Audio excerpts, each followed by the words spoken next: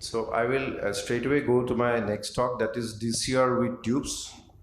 So it's a big debate in but the role of intubation in dacrocystorhinostomy.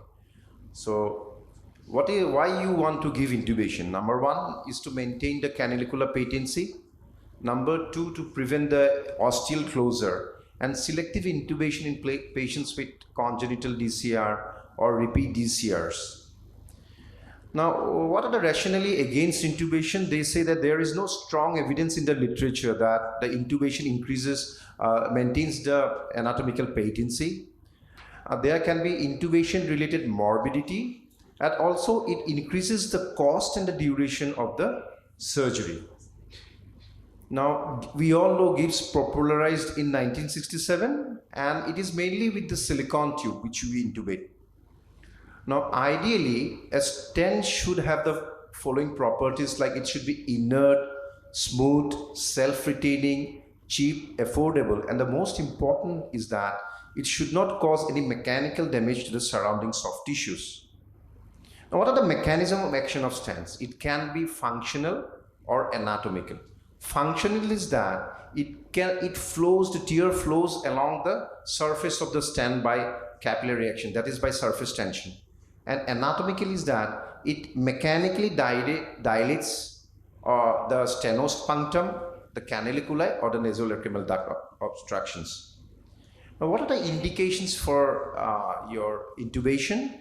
You can intubate in any obstruction from punctum to NLD, in canalicular obstructions, in repeat DCRs, congenital DCRs, or in patients with high risk of anatomical failures. So last speakers have spoken about the types of lacrimal stents, that is bicanalicular and monocanalicular.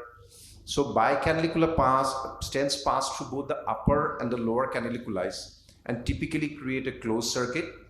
So these are some of the examples of bicanalicular stents. So this is a patient we have made the lacrimal sac flap and the nasal flap.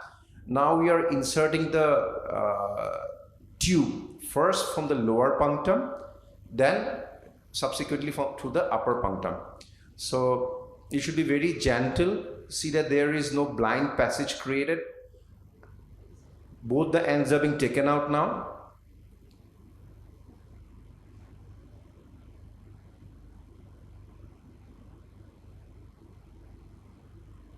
Now once the ends are taken out, then it's redirected towards the nasal cavity and it is taken out through the nose.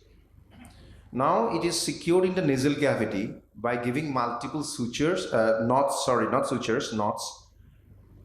in the silicone tube. And after that you see this tube, then you go on with your normal surgery. You suture the lacrimal sac flap and the nasal mucosal flap. So monocanalicular stents, they do not provide a closed loop systems. They only intubate the upper and the lower canaliculus. So this is one of the example the speakers have shown about mini monoca. So this is a patient where we have put mini monoca in the lower lid laceration.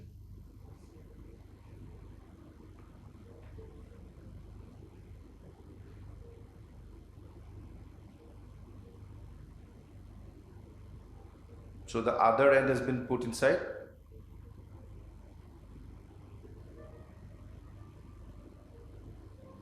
Once you feel, and here we say that don't use forceps to hold the tissues around that punctal area, and you should be gentle enough and try to restore the anatomically. Don't give stress or strain over there with sutures. So this is another Jones tube. Dr. Grover had explained in the last talk. You can use in conjunctival DCRs.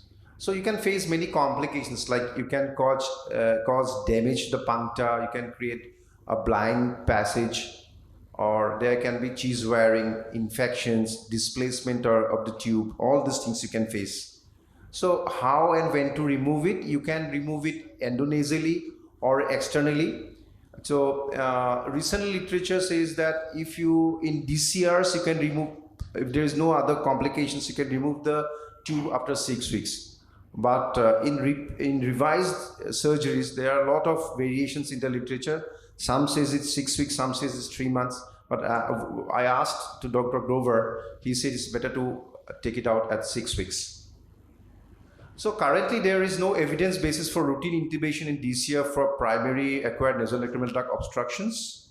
I believe that intubation should be limited to the setting of preoperatively or intraoperatively proven canalicular diseases or in the presence of high risk factors for failures. However, it is acknowledged that routine intubation for DCR in the context of primary acquired nasolacrimal duct obstructions remain widely practiced. Thank you so much.